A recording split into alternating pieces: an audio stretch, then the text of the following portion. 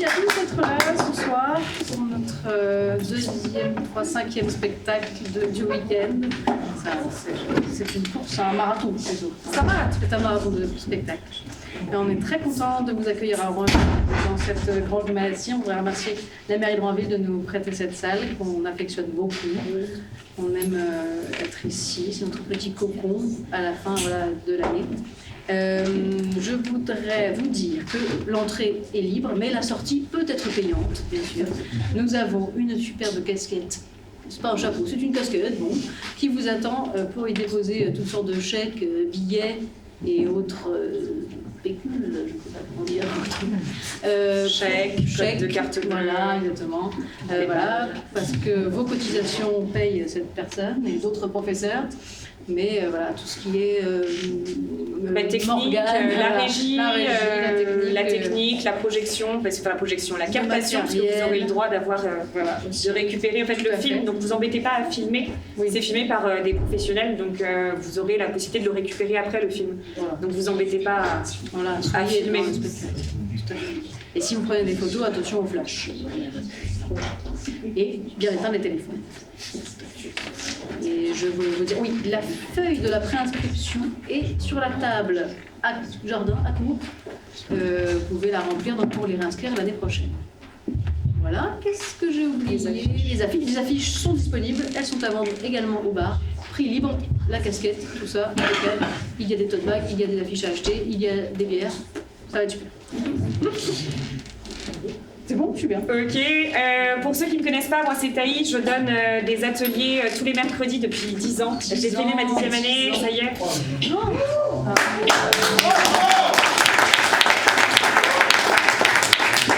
Depuis 10 ans, effectivement, ça a été une année qui a été compliquée pour les loulous parce qu'ils ont changé de prof, forcément en milieu d'année. Ne vous inquiétez pas, alors n'en fait qu'un, donc c'est fini. Elle revient bien l'année prochaine. Ça n'a pas été simple pour eux, donc forcément c'est un spectacle qui est plus dur dans l'accouchement pour continuer un peu sur pour parler de l'ordre. Donc je vous demande d'être indulgent pour cette année, parce que c'est vrai qu'on a fait des modifications jusqu'à la dernière minute.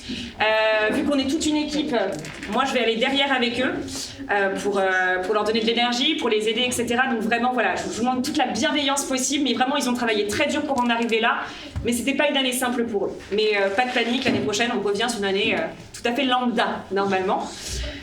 Est-ce que j'ai tout dit? Tout à fait, je crois. Ok, on se revoit dans une petite heure. Tout à fait. Je vous demande de faire un tonnerre d'applaudissements pour ce groupe, Morgane, en face de moi, et à la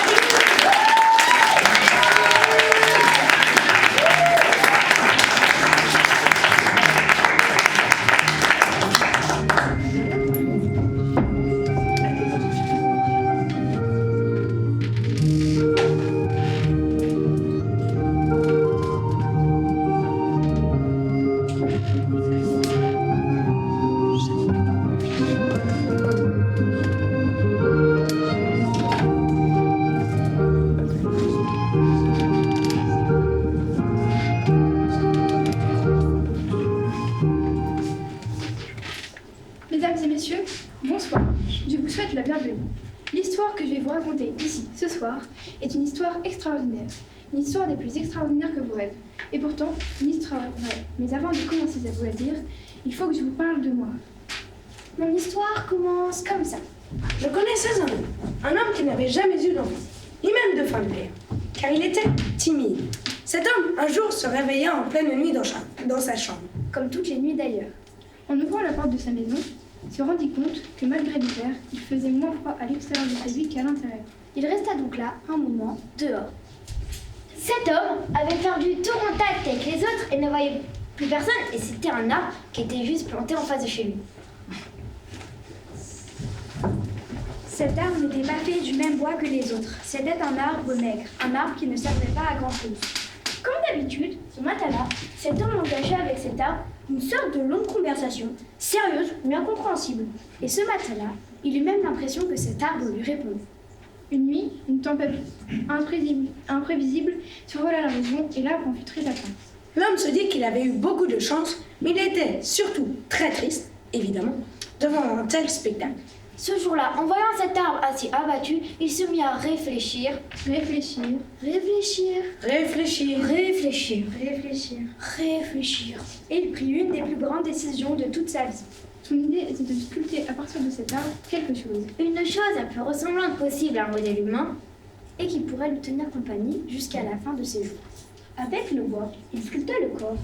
Dès les premiers instants, malgré sa grande concentration, il crut entendre comme des voix. Ou même des cris, par moments.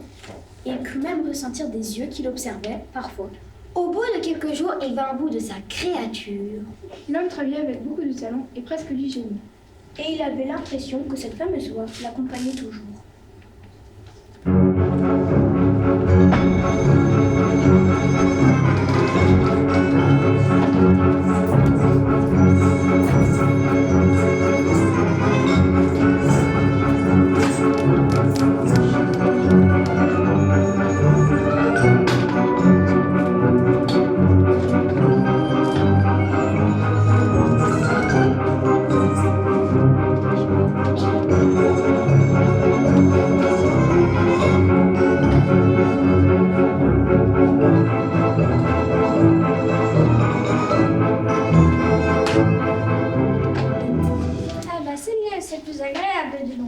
C'était vraiment quelque chose de pas tout à fait ordinaire. Plus les journées passaient, plus son travail avançait, plus il s'habituait à cette voix. Il se mit à jour à lui répondre. C'est long encore? Non, non, c'est plus très loin. Ça va faire mal? Non. Et puis un jour, un matin, il eut carrément l'impression de voir cette créature qu'il avait créée de ses propres mains, se lever de sa chaise et marcher tout droit dans sa direction. Mais tu vas pas me laisser comme ça, dis donc. Tu m'as pas fini, je suis tendue et je vais avoir froid et je n'ai même pas de bouche pour parler. Comment c'est possible une chose pareille? Réponds, tu vas me laisser comme ça?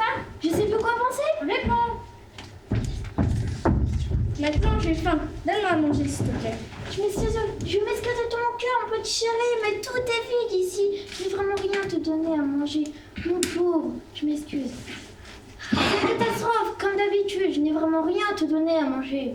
Si tout est vide, tu remplis, tu sors dehors. T'as des gens, non? Tu vas jusqu'au magasin et tu achètes ce qu'il faut. Y a pas besoin d'être un intellectuel pour comprendre ça quand même. Tu comprends pas. Pour pouvoir acheter un magasin, il faut de l'argent. Et alors? Je n'ai pas d'argent, mon fils. Rien, zéro, néant. T'as pas d'argent? T'es pauvre? Oui. Oh là là là là là là là.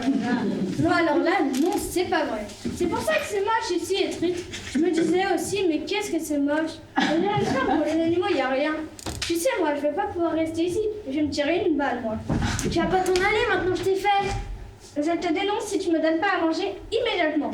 C'est pas vrai. Et en plus de jeu, t'es pauvre. Alors là, c'est la meilleure journée. Vraiment, je te demande de m'excuser. Non. Je voulais te parler de quelque chose. Quoi encore? Il serait peut-être temps de réfléchir un peu, tu crois pas? Réfléchir? C'est tout ce que tu as à me proposer comme programme? Il y a vraiment un problème ici, c'est l'ennui, je te jure. Et tu voudrais que je réfléchisse? Bah quoi? Réfléchir à ce que tu vas faire plus tard dans la vie. Tu vas pas réfléchir à rien faire. Qu'est-ce que tu me proposes à la place? Eh ben, d'aller à l'école par exemple. L'école? Qu'est-ce qu'on fait à l'école? On apprend, on apprend et on travaille et c'est quand? Ah, pour plus tard quand on devient adulte. Mais j'ai pas envie de travailler, j'ai juste envie de m'amuser. J'ai envie d'être riche, j'ai pas envie de pas rigoler dans la vie, tu comprends ça? On peut pas que s'amuser dans la vie. Bah moi si. Tu comprends pas. Pour pouvoir avoir de l'argent, il faut apprendre à l'école. Qu'est-ce que c'est cette histoire? Pour gagner de l'argent, il faut aller à l'école et apprendre un métier. Et c'est quand on a un métier qu'on peut gagner de l'argent. Si on travaille vraiment bien. Comment ça? C'est comme je te le dis. T'es sûr? Mais oui, je te le dis. C'est ce que je vais faire, tu as raison. Je vais apprendre les bases nécessaires pour savoir comment gagner de l'argent. Ensuite, tu vas voir comment ça va changer ici. Donne-moi mes affaires. Quelle affaire? Ben, je ne sais pas, moi. Donne-moi au moins un livre que je n'ai pas à l'école comme un mendiant. Attends-moi. Attends-moi encore un petit peu. Ah, mais c'est pas vrai, j'en ai mis du temps. Tiens. Ah, il est beau et il est neuf. Je suis contente. Merci, papa. Je suis contente que tu sois content. T'as fait quoi ton manteau? Je sais pas. T'as mangé ton manteau qu'on m'a acheté? Tu vas voir, tu vas pas le regretter. Donne-moi 15 jours avant que je trouve des solutions à tous nos problèmes et qu'on déménage d'ici. À partir de maintenant, je peux rêver sur tes deux oreilles. Rêver à une vie de rêve, à une vie de prince comme dans les jambes.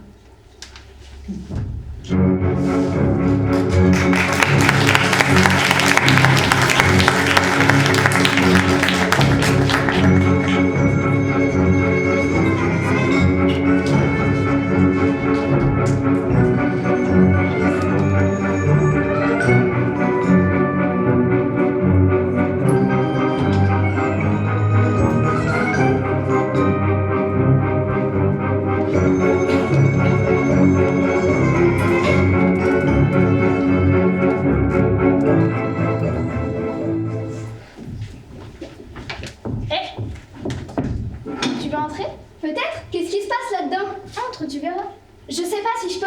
Pourquoi? J'ai quelque chose à faire. Je vais à l'école aujourd'hui, je commence les études ce matin. Ah, c'est vrai, tu vas à l'école? Oui, pourquoi? Ah, il va à l'école. Lui, il va à l'école? Oh là là! Qu'est-ce qui se passe? Personne t'a jamais dit que ça pouvait être dangereux l'école. Ah bon? Mon copain qui est là-bas, il était comme toi. Il savait pas. Et il est tombé malade. On a dû l'opérer. Ils lui ont coupé une jambe. Et on en a mis une fausse à la place. Et maintenant, c'est malade. Ah bon? Oui, et moi, lui, si tu veux, ça aurait pu être encore plus grave. Tu sais, dans la vie, il faut pas se lancer dans n'importe quoi sans réfléchir. L'école, on peut en mourir, c'est grave. On m'avait pas dit. Je sais, c'est bon. Ça se dit pas, mais c'est vrai, malheureusement. C'est pas très drôle ce que vous me dites. Je sais pas, qu'est-ce que je peux faire? Tu veux entrer? Ouais, peut-être que ça va me permettre de réfléchir un peu. Voilà, c'est ça, c'est une bonne idée. Tu as de l'argent? Comment ça? Pour rentrer là? C'est pas gratuit, tu penses bien. Ah bon? T'as pas d'argent? Non. Tu peux pas rentrer alors, il y a des gens qui travaillent ici, mon vieux. Et si je vous donne ça? Il est neuf. Mon père me l'a échangé ce matin contre ce manteau. Bon, pour te faire plaisir, je veux bien. Mais c'est vraiment pour te faire plaisir. Tu devrais pas faire ça, c'est pas très bien ça, tu sais. Mais c'est qui celle-là? Mais on t'a rien demandé à toi. Tu risques de le regretter un jour, tu sais. C'est pas bien ce que tu fais. Bon, c'est très gentil, je vous remercie, mais non.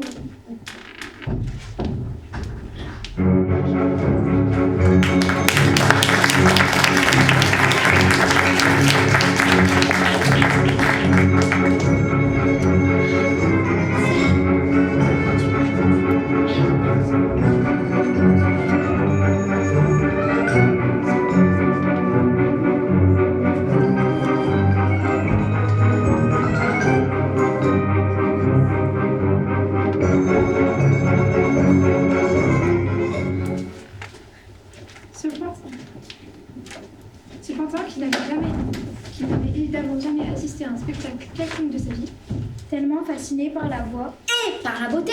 De cette personne qu'on appelle une vedette. s'était donc comporté comme un roi sauvage. En se jetant sur elle.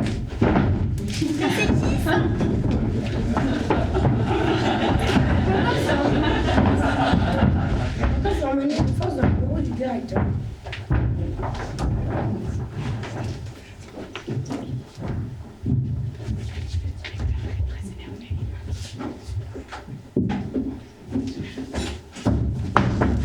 Le directeur était très énervé.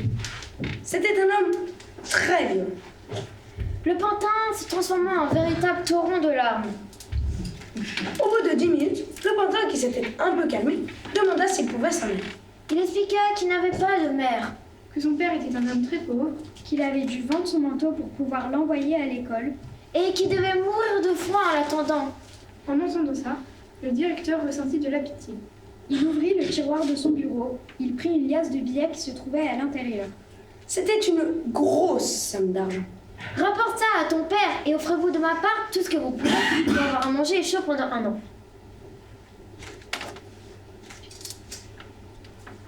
Le pantin se jeta sur l'argent. Fais très attention, mon garçon. Ce n'est pas le tout d'avoir de l'argent dans la vie. Il faut aussi savoir le garder. Et ça aussi, c'est difficile. Ne parle avec personne. Ne t'arrête pas pour bavarder. Ne fais aucun détour. Rentre tout droit chez toi, chez ton père. Tu m'as compris? Bien sûr, dit le Quentin. Tellement heureux, il volait à plus de 2 mètres du sol.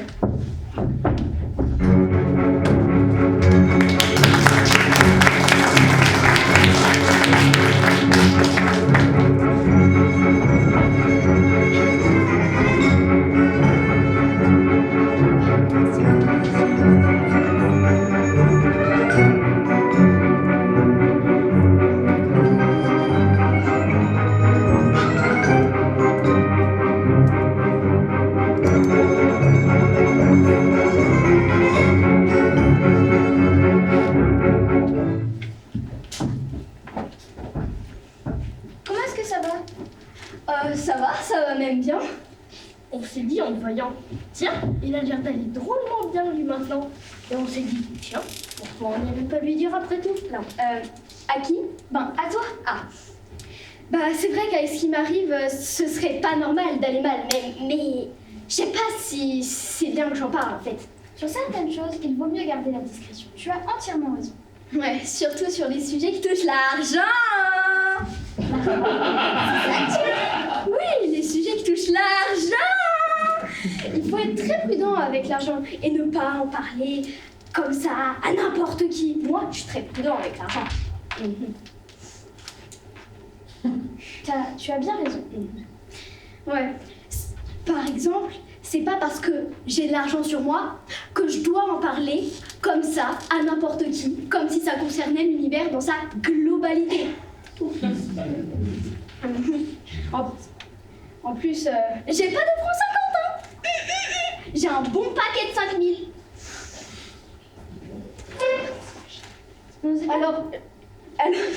Alors, j'imagine la tête de mon père quand je vais rentrer à la maison. Je n'osais pas te demander combien tu avais sur toi. Tu vois, on est un peu timide, un peu réservé. Ah non, mais moi, je peux le dire, c'est pas honteux d'avoir 5000 sur soi. Moi, je peux le dire, ça me dérange pas. Non, t'as raison. Je sais pas ce que t'en penses, mais j'aurais bien eu envie qu'on lui parle de ce que tu sais. Non, laisse-le. Il a déjà ses 5000.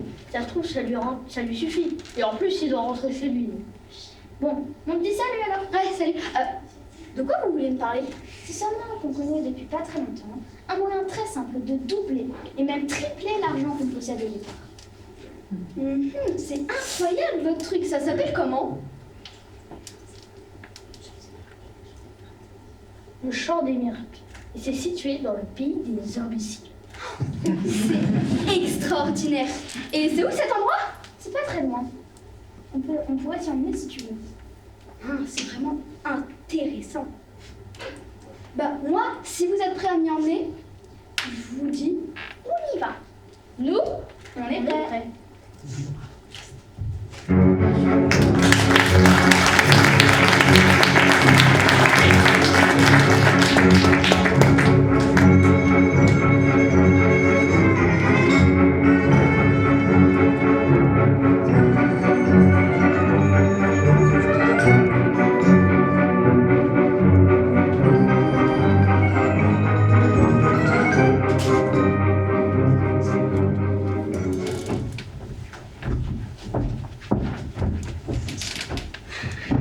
C'est là alors? Oui, c'est là. Donc, si j'ai bien compris, moi je vais mettre mon argent dans ce trou. Oui, c'est ça, vas-y. Qu'est-ce que tu fais là? T'attends quoi? Bah, je sais pas. Il est pas un peu grand le trou? Ben non, puisqu'on te le dit. Mais non, je vais quand même pas mettre mon argent dans un trou. Mais vas-y là. Oh. D'accord.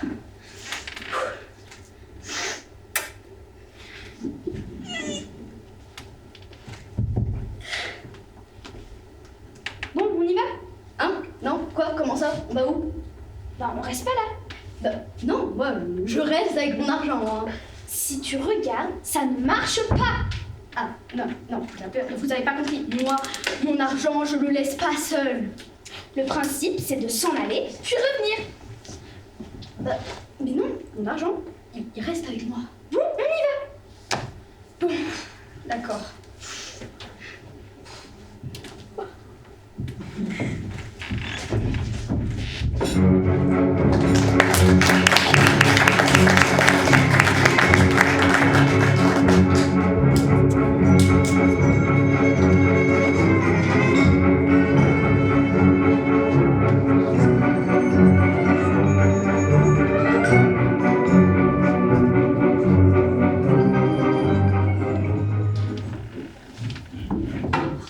Le pantin retourna comme convenu, là où c'était convenu.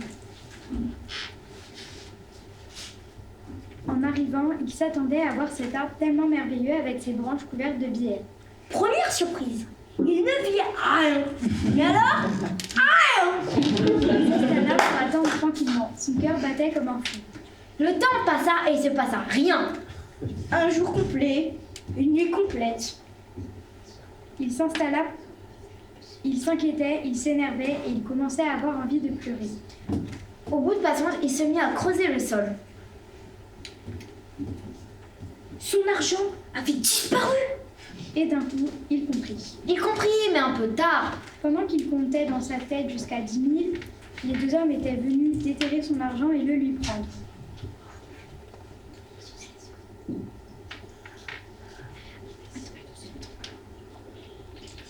Il décida de se rendre tout de suite à un tribunal de justice pour ainsi récupérer le plus rapidement possible ce qu'on lui avait dérobé.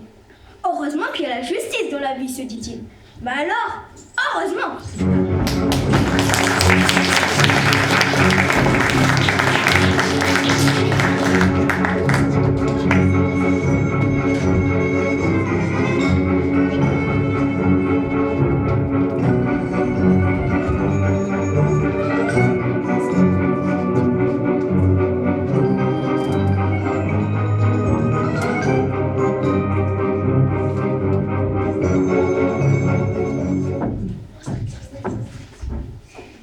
Quel est votre problème, jeune homme? Vous avez 1 minute 30 pour m'expliquer votre situation de façon définitive. C'est simple, on m'a volé.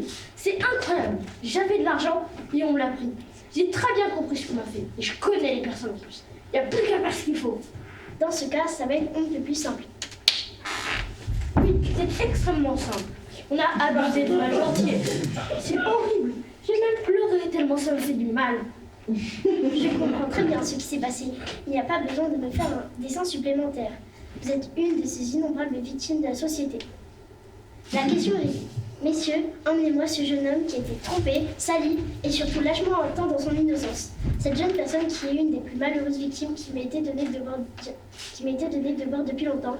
Emmenez-la moi directement en prison, 10 mois d'enfermement complet dans le recueillement et le silence. Que la justice passe. Merci. Messieurs, mesdames, il est l'heure de manger. Quoi? Mais non, qu'est-ce que c'est que ça? La justice est tombée, elle ne se relèvera pas.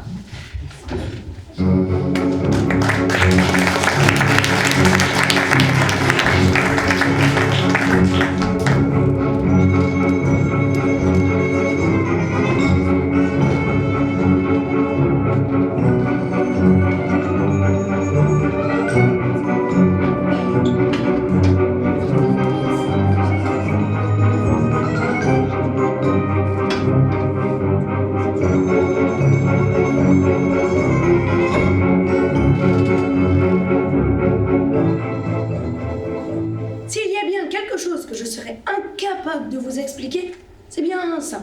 Parce que j'ai pas compris moi-même. Pourquoi ce pantin se retrouvait-il en prison alors que c'est à lui qu'on avait fait du tort? C'était comme lui, la victime, dans tout ça. Enfin, on ne peut pas toujours tout expliquer dans la vie. Les minutes passaient lentement pour le pantin. Les heures. Les jours. Les semaines, les mois. Il avait tout le temps de réfléchir à son père surtout. Qui, n'ayant plus aucune nouvelle de lui, devait mourir de chagrin. Un jour, il vit passer, à la fenêtre de la prison, Un homme, qui marchait, les yeux hagards, comme s'il cherchait quelqu'un. J'ai cru comprendre que cet homme appelait « Mon fils !» Mon fils, où es-tu? C'était son père, évidemment. Papa! Il cria de toutes ses forces. Mais la route était trop loin, et l'homme ne l'entendit pas. Son père disparut.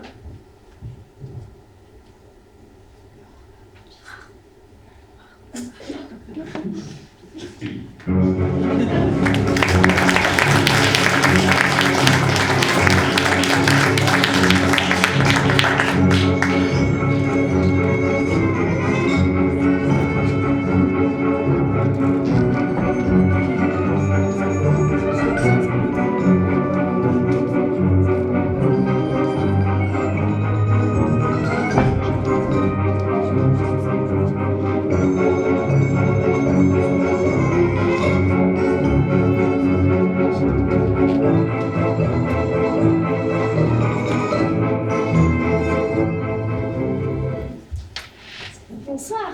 Bonsoir. Beau temps pour la promenade. La nuit est belle, la nature s'est endormie. Elle l'a bien mérité. Les petits lapins sortent de leurs trous et courent dans les buissons. C'est beau. Je sais pas qui vous êtes, mais je n'ai pas envie de le savoir plus. Je viens de vivre une grande horreur dans ma vie et je voudrais juste rentrer chez moi maintenant. Je crois que je ne suis pas prêt à souffrir encore. J'aimerais être heureux. Oh là là là là, mais nous ne sommes pas des ennemis du bonheur. Nous sommes de simples meurtriers. Nous allons juste t'égorger avec un tout petit tournevis, te scier en deux avec une scie rouillée, te verser du plastique fondu dans les yeux, jusqu'à ce que tu nous donnes l'argent que tu as sur toi en ce moment. À moins que tu sois pauvre, un pauvre homme. Dans ce cas, nous ne ferons que de taper dessus avec des bâtons pour nous distraire un peu. Car nous ne tuons pas les pauvres, nous avons pitié de la misère. Tu ne réponds pas? Tu as perdu ta langue? Je ne suis pas pauvre. Super.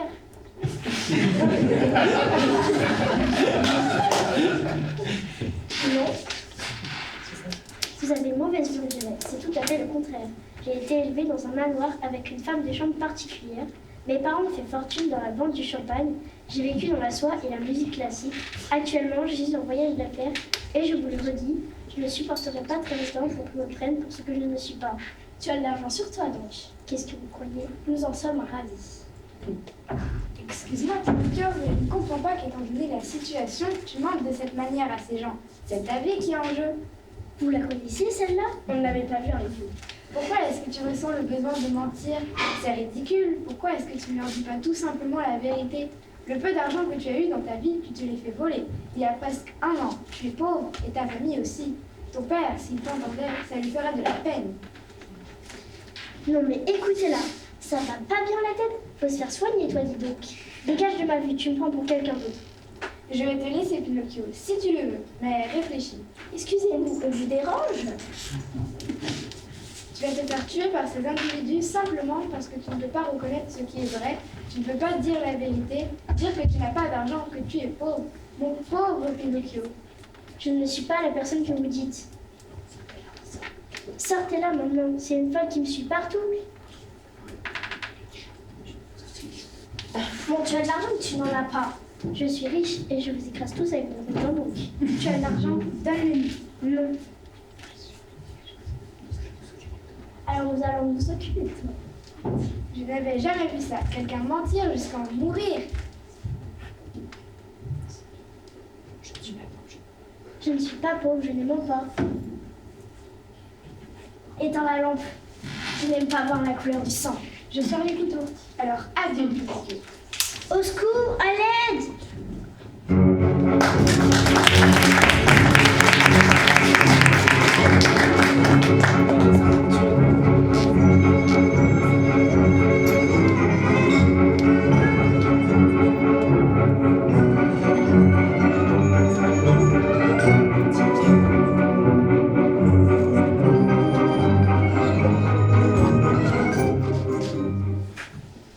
Bon, tu vas nous dire à l'info où tu l'as mis cet argent?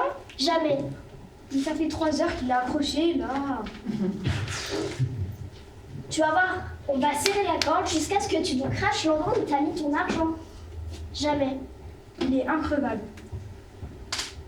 Bon, serre la corde. Serre-la, serre-la. Bon, tu vas parler? Ah! Le pantin resta pendu comme ça pendant des heures. Comme il était un peu en bois, il résistait. Il résistait bien mieux que n'importe quel être humain ordinaire, même quand ses forces diminuaient peu à peu. Le vent soufflait glacial. Il balançait au bout de sa corde. Il allait mourir. Voilà, c'était évident, sa respiration devenait difficile. Oh, bien sûr, il avait espéré que quelqu'un vienne à son secours. Jusqu'au dernier moment, il espéra que quelqu'un lui vienne en aide. Son père, par exemple. Mais non, personne n'allait venir, personne ne viendrait, c'était la nuit, la campagne la plus isolée qui soit. Et d'un coup, les forces lui manquèrent pour continuer à réfléchir.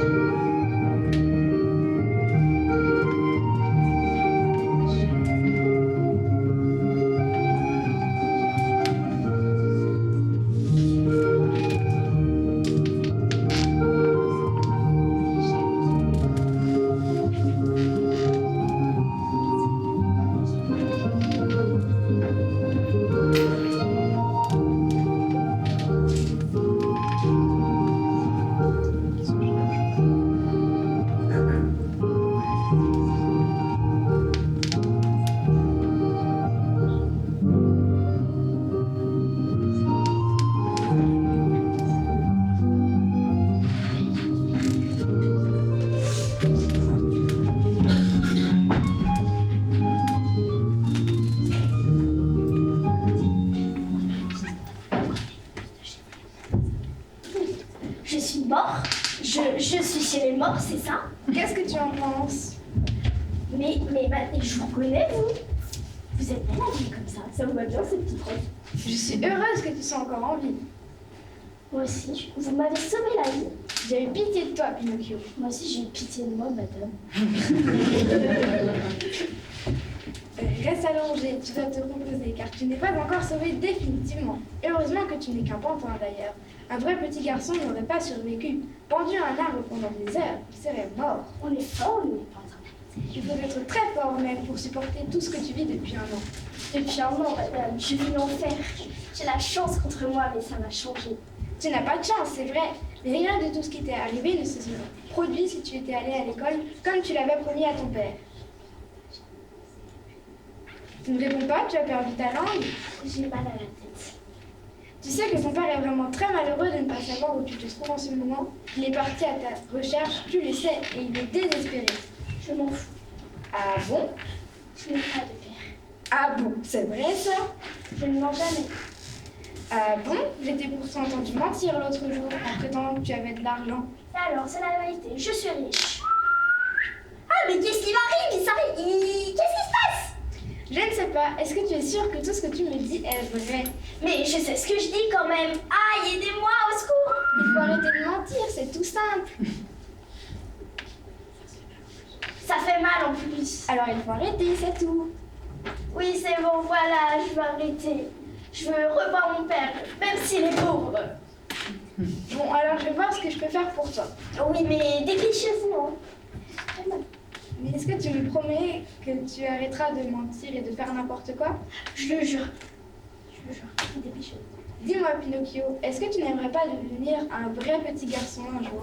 Vous pensez que je pourrais devenir vrai un jour? Est-ce que tu n'as pas marre d'être cette sorte de créature sans cervelle qui ne réfléchit à rien, qui finit en prison? Cette chose un peu ridicule, il faut bien le dire. C'est pantin, quoi. Qui va au-devant de tous les malheurs. Est-ce que ça ne te fatigue pas de ne pas être un vrai petit garçon? Si, ça commence quand? Demain.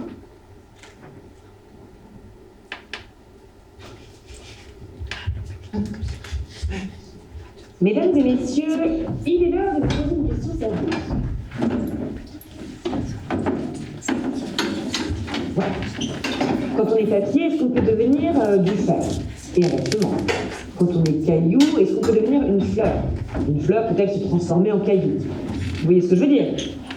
Non, vous ne voyez pas? Bon. Quand on est du bois, est-ce qu'on peut devenir de la chair? Moi, je vous le demande. Pinocchio pourra-t-il devenir un jour autre que ce qu'il est? Pinocchio serait-il capable de se lever tous les matins pour aller à l'école? Sortir de son lit alors que ce serait tellement mieux de rester couché et de dormir?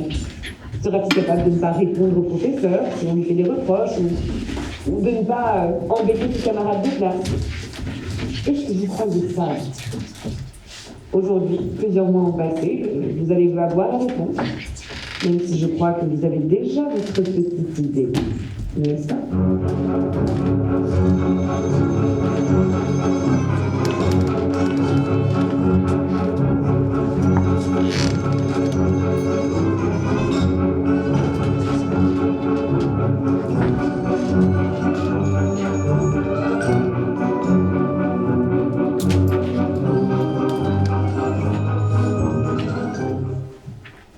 La plupart des devoirs que je vous rends aujourd'hui sont des devoirs qui valent juste la moyenne, comme on dit.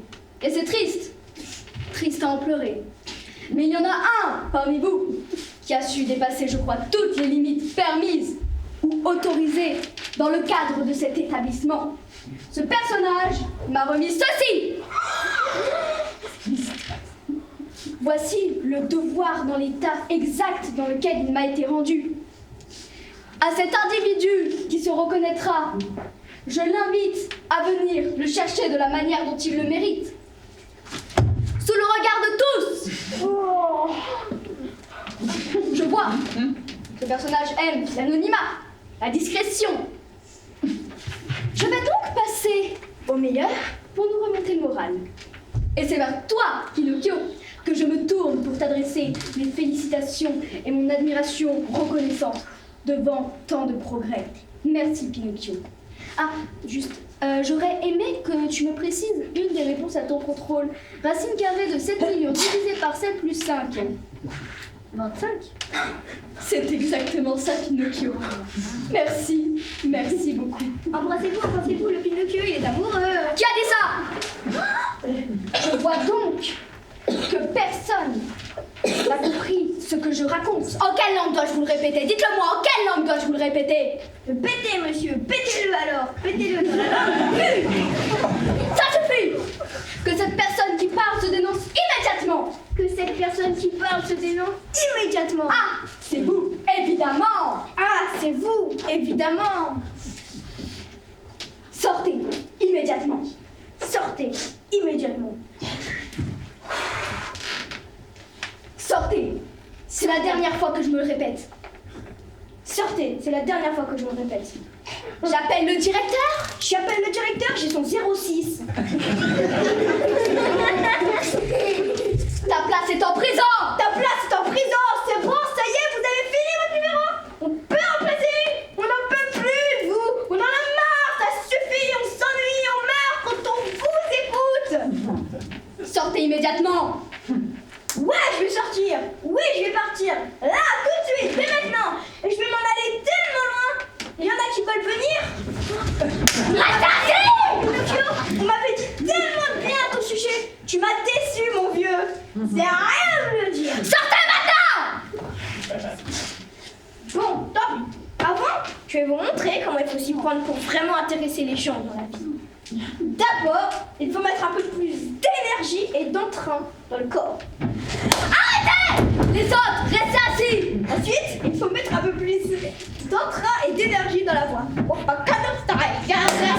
Restez tous assis que personne ne bouge! Voilà, là ça vient. Voilà l'école dont on a besoin dans la vie. Voilà l'école qu'il faut. Allez, demain encore. Restez assis maintenant! C'est la dernière fois que je me répète! Alors. Oh, c'est fou. C'est fou. Là, je suis en train de devenir intelligent. Je suis en train de devenir un génie. Je suis un génie.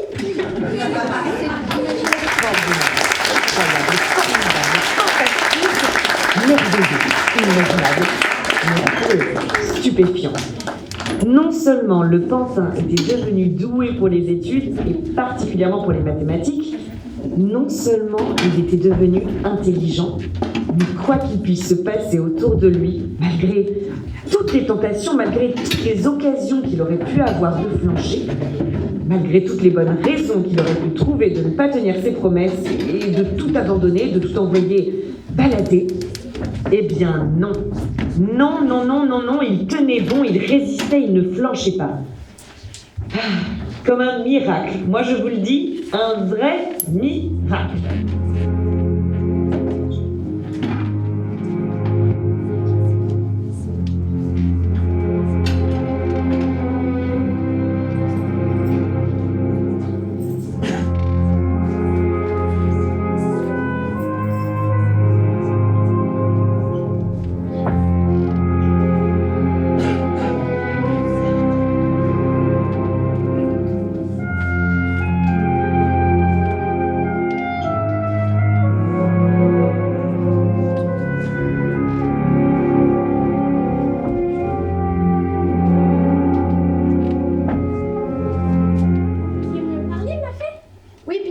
Aujourd'hui, ça fait presque 6 mois que tu as commencé à changer de comportement comme je te l'avais demandé. Non seulement tu es devenu intelligent, mais tu te comportes comme un enfant obéissant, un enfant qui ne se laisse pas disperser ou entraîner par les autres. Et c'est peut-être de ça dont je suis le plus fière aujourd'hui. C'est pas facile à vivre tous les jours. Et c'est ça qui est encore plus méritant. Si j'ai demandé à te parler, Pinocchio, c'est pour t'annoncer que j'allais moi aussi tenir ma promesse envers toi. En effet, dès demain, si tu le veux, tu cesseras d'être un pantin pour devenir un véritable petit garçon. Évidemment que je le veux. Alors demain, grâce au pouvoir d'épée, tu cesseras d'être un pantin pour devenir un véritable petit garçon. Tu peux aller inviter tous tes amis si tu le veux, prévenir tous ceux que tu as envie d'avoir auprès de toi. Ce sera une grande fête, ce sera la fête de ta naissance, Pinocchio, ta seconde naissance la plus importante. C'est le meilleur jour de ma vie, non? Je vais naître, renaître pour la seconde fois, c'est ça? Oui. Ça allait être une fête énorme que cette fête de sa naissance. Avec presque 100 personnes en tout, le pantin avait passé toute sa journée à faire le tour des maisons où habitaient les enfants de son école. Il commençait maintenant à faire nuit.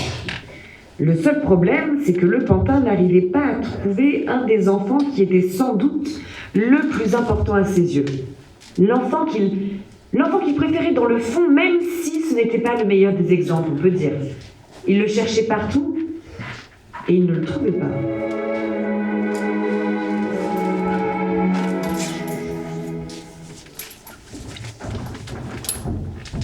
Ah, tu tombes bien. Je te cherchais justement. Demain, je voulais t'inviter à la fête de ma naissance. Il y aura des jus de fruits. Des jus de fruits, pauvre type. Dégage, s'il te plaît. Tu m'as déçu. Au début, je te trouvais marrant. Et puis, de toute façon, demain, je serai plus là. Je m'en vais. Je pars ce soir. Tu vas où? T'occupe du micro. Prends ta mère. Non, c'est pas ma mère. Continue-toi, je te dis. Mais où est-ce que tu vas? Là où il y a la vraie vie, un endroit où on ne vit pas à moitié comme ici. Un endroit où on ne s'ennuie jamais. Tu t'ennuies pas toi ici? Tu réponds pas, hein? Bon, allez, rentre chez toi. Et fini. Tu vas te transformer en citrouille. Là où je vais, ça s'appelle le puits de la vraie vie. C'est un endroit où il n'y a pas de temps mort. C'est un transporteur qui va nous chercher vers minuit avec un camion. On roule toute la nuit. Il y aura plein de gosses qui viennent de partout. Bon, bah, je vais attendre avec toi le temps que le camion arrive. Comme tu veux, Minus, mais pourquoi tu viendrais pas plus tôt? Je peux pas, j'ai promis.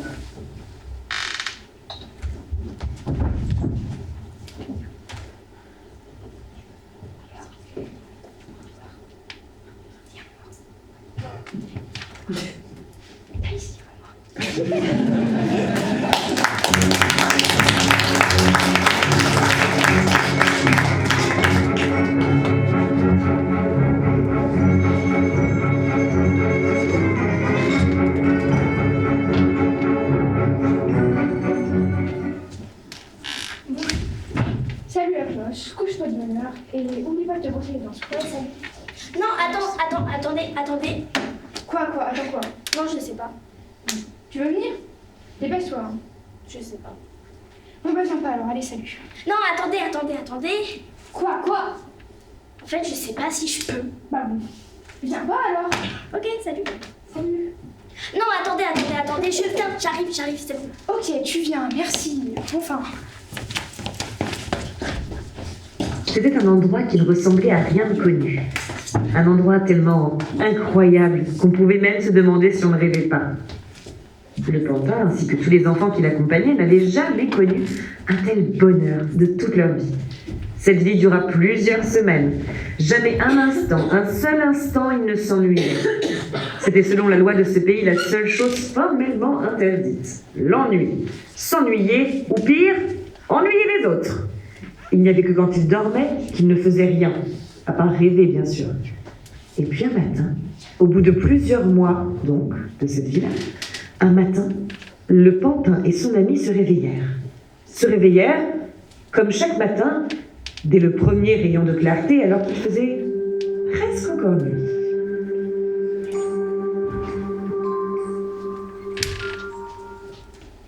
Dis, tu t'es réveillée toi ou tu dors encore? Non, je suis réveillée et j'ai hâte de commencer cette nouvelle journée. Il y a tellement de choses à faire ici. Dis-moi, maintenant, aujourd'hui, est-ce que tu regrettes d'être là? Je regrette. Il faudrait être une vraie bête pour regretter. Tu sais, tous les matins, quand je me regarde dans le miroir, je me dis... Tu te dis quoi? Oh là là là. Comment ça? Il y a un problème? Qu'est-ce que tu caches avec tes mains? Je suis pas armée? Ça. Mais c'est pas possible, regarde-toi! Bah, regarde-toi aussi, mon vieux, on dirait que t'as le même petit problème. Quoi? Mais c'est pas possible! Je veux pas avoir des oreilles comme ça, moi, des oreilles de bête! Mais moi non plus, on n'a rien demandé. Comment on va faire? Oh là là. Bonjour, messieurs. Est-ce que vous allez bien? Ah oui, ça avance pas mal ici, tant mieux. Qu'est-ce que vous racontez? On a plutôt un énorme problème. Comment ça, un problème? Mais c'est magnifique, ça, au contraire. Ne vous inquiétez pas, dans quelques secondes, vous serez devenus de vrais amis. de la tête aux pieds. Mais on nous avait pas dit ça. Si je vous l'aurais dit, vous ne seriez pas venu. Vous nous avez menti. Et puis,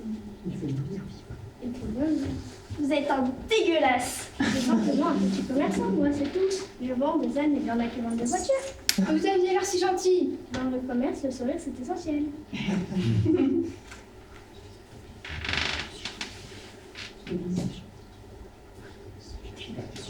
Aidez-nous, monsieur.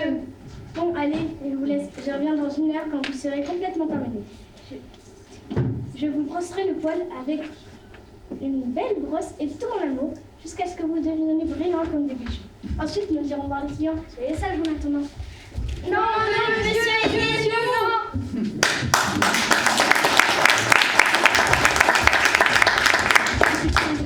À peine 2 heures plus tard, le pantin et son ami, en plus de leur voix qui ne savait plus que braire, sentirent sur tout leur corps des poils qui commençaient à pousser. Ils étaient même obligés maintenant de se mettre à 4 pattes car ils n'avaient plus d'équilibre.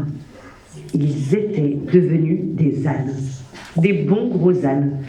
Car à cette époque, voilà ce qui arrivait quand les enfants n'en faisaient qu'à leur tête. Voilà ce qui arrivait quand les enfants n'écoutaient rien et surtout, voilà ce qui arrivait quand les enfants ne voulaient plus aller à l'école.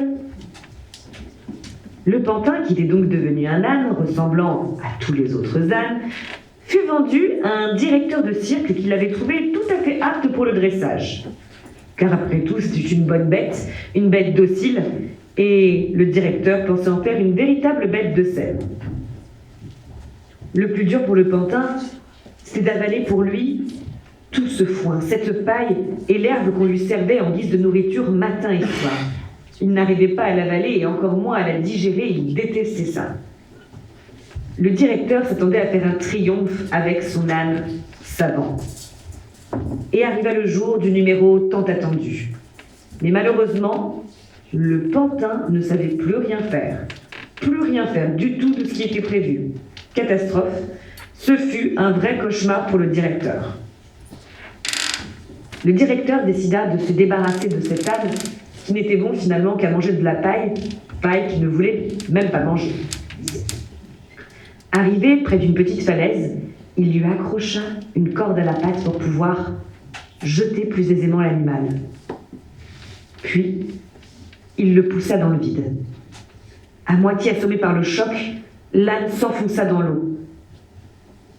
Les poissons le mangeaient, mais ça ne lui faisait pas mal, et l'âne, qu'il était devenu, commença à se décomposer, et à la place de l'âne, c'est son corps de pantin qui commençait à apparaître.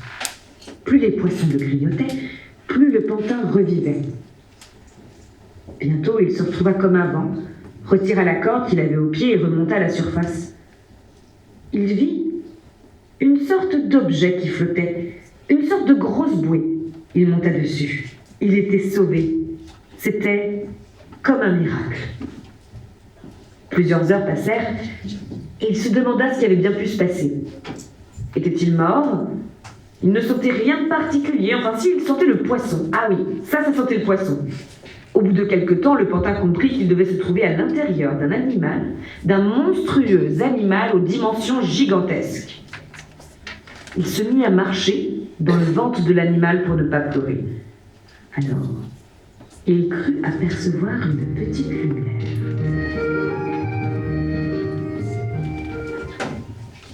Ohé, y a quelqu'un? Oui, y a quelqu'un? Ohé, y a quelqu'un qui a parlé? Y a quelqu'un qui a parlé? Y a quelqu'un qui a parlé? Est-ce que j'entends quelqu'un? Est-ce que c'est toi, papa? Est-ce que c'est toi, mon fils? Mais enfin, papa, qu'est-ce que tu fais là? C'est pas vrai? Mon fils, mon fiston! J'arrive plus à avancer, papa. Mais viens, qu'est-ce que tu fabriques? Je suis là, papa. Moi aussi, je suis là. Je te promets, papa, qu'à partir de maintenant, je ferai tout ce que tu me diras de faire. Je te promets enfin aussi que je tiendrai toujours mes promesses. Et je te promets enfin que je ne mentirai plus jamais. Merci, mon fils. Bon, maintenant, il faut qu'on cherche un moyen de s'en aller. Comment ça, s'en aller? Et voilà comment cette histoire aurait bien pu finir. Dans le ventre d'un monstre. d'un monstre marin sorti du fin fond des âges, moitié requin, moitié baleine. Le pantin, qui a fait la promesse de devenir quelqu'un d'obéissant et respectueux, avait quand même l'air un peu triste. Il n'arrivait plus à trouver le silence. Il n'arrivait pas à se taire, il ne pouvait pas s'empêcher de continuer à parler. Parler même tout seul parfois. Un jour, il constata que la bête commençait à exprimer des signes de nervosité. En fait, depuis déjà 3 semaines que le pantin ne s'arrêtait jamais de parler, même pas la nuit, la bête, elle, ne parvenait plus à trouver le repos. Et ça commençait vraiment à lui taper sur le système nerveux. Le pantin s'en rendit compte.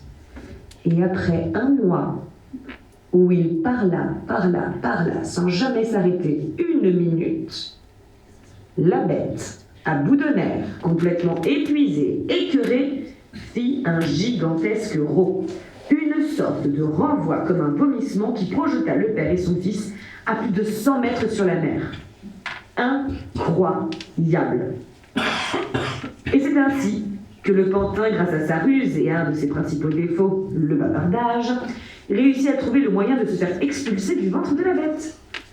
Une fois installé sur un petit bateau, complètement trempé mais vivant, déjà loin du monstre, il se mit à ramer.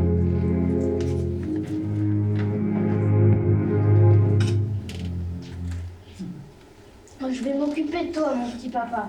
Ne t'inquiète pas, je vais être fort maintenant.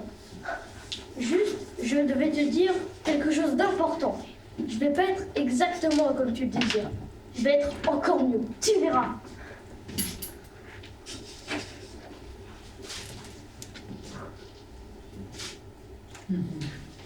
Et un bateau qui passait par là les recueillit à son bord. Et ils regagnèrent la terre, où une nouvelle vie les attendait.